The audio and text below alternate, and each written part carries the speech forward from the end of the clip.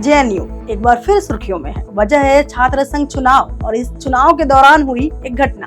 और ये घटना क्या है, आइए इस पर नजर डालते हैं। जवाहरलाल नेहरू विश्वविद्यालय कैंपस में एक बार फिर हंगामा हो गया है। यहाँ दो छात्र गुट आपस में भिड़ गए और जमकर मारपीट हुई। इस घटना के दौरान का वीडियो सोशल मीडिया पर वायरल हो रहा है, जिसमें देखा जा सकता है कि कैसे किस तरह छात्र एक दूसरे पर लाठी डंडों से हमला कर रहे हैं, तो कोई साइकिल उठाकर फेंकता दिखाई दे रहा है। दरअसल जेएनयू में छात्र संघ चुनाव की तैयारियां चल रही हैं। जानकारी के अनुसार 29 फरवरी और 1 मार्च के दरमियान रात में स्कूल ऑफ लैंग्वेज में जनरल बॉडी मीटिंग चल रही थी।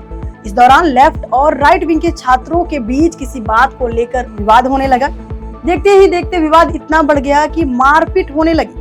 दोनों गुटों के छात्र आपस में भिड़ गए और एक दूसरे पर हमला करने लगे।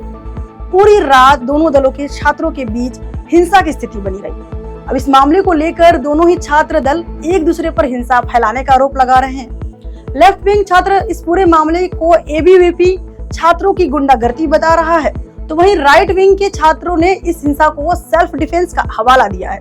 अखिल भारतीय विद्यार्थी परिषद और ऑल इंडिया स्टूडेंट एसोसिएशन के छात्रों ने कैंपस के अंदर हुई इस घटना पर अपना अपना पक्ष रखा है। एबीवीपी प्रेसिडेंट उमेश चंद्र अजमेरा का कहना है कि इसी मेंबर के चयन को लेकर झगड़ा हुआ। इनका आरोप है कि लेफ्ट के लोग बाहर के लोगों को बुलाते हैं। अब एबीवीपी प्रेसिडेंट उमेश चंद्र ने इस पूरी घटना पर क्या कहा है, खुद इनसे ही सुनिए। पार्टिसिपेट करने के लिए गए थे, तो जैसा कि एबीवीपी वहाँ पे पार्टिसिपेट करने के लिए नाम भी दिए थे कि उसमें यूजीबीएम में हम बोलेंगे।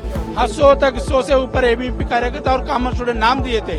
तो वो क्या करते हैं, स्टार्टिंग से ही एबीवीपी गो बैक एक कैंपेन चलाते हैं। वहाँ पे हमको रहने का, खड़ा होने का जगह नहीं देते हैं।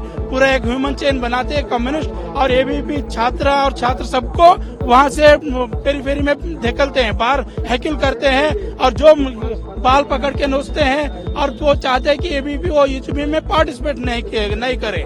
और वो ये चाहते हैं कि वो कल तक ये बोलते हैं कि हमारा जो ये जेएनयू का प्रक्रिया में एबीवीपी क्यों पार्टिसिपेट नहीं कर रहे हैं। एक तरफ जहां एबीवीपी के प्रेसिडेंट ने लेफ्ट को लेकर ये आरोप लगाए, तो वहीं लेफ्ट विंग यानी कि एआईएससी की वाइस प्रेसिडेंट मधुरिमा कुंडू ने कहा कि एक तरफा अटैक था। कॉलेज ऑफ लैंग्वेज में जनरल बोर्ड मीटिंग चल रही थी, वहां मारपीट की गई और दानिश नाम के छात्र को रोका गया। इस घटना पर लेफ्ट विंग स्टूडेंट क्या कहती हैं, सुनिए। कोई क्लैश नहीं हुआ। सबसे पहले एक तरफा अटैक था, असॉल्ट किया गया। कोई भी लेफ्ट के छात्र, कोई भी आम स्टूडेंट के या किसी और एक्टिविस्ट एबीवीपी के अलावा किसी के हाथ में डंडा नहीं था या मारने के लिए कुछ और औजार नहीं था, कड़ा नहीं था। तो ये एक तरफा अटैक था। असॉल्ट बोलना प्लीज बंद कीजिए। ये हर स्कूल का जनरल बॉडी मीटिंग चल रहा है पिछले 2 हफ्ते से। तो कल आखिरी जीबीएम था जहां से उस स्कूल का यानी स्कूल ऑफ लैंग्वेज जिसका चुनाव आयोग इलेक्ट होना था। चुनाव आयोग इलेक्ट होना था। 4 नाम इलेक्ट हुआ। उसके बाद लंबे समय तक एबीवीपी ने स्टेज पे चढ़ के पूरा प्रोसेस को हाईजैक कर रखा, बंद कर रखा। उसके बाद बहुत मुश्किल से फिर से जब शुरू हुआ, 2 और लोग इलेक्ट होते हैं और उसके बाद सब लोग जब बाहर आ जाते, प्रक्रिया खत्म होता है, सब अपना स्लोगनरिंग कर रहे हैं। उसमें हमें पता चलता है कि दानिश जो जेएनयू से जॉइंट सेक्रेटरी है, उनको घेर लिया है और उनको निकलने नहीं दे रहे हैं।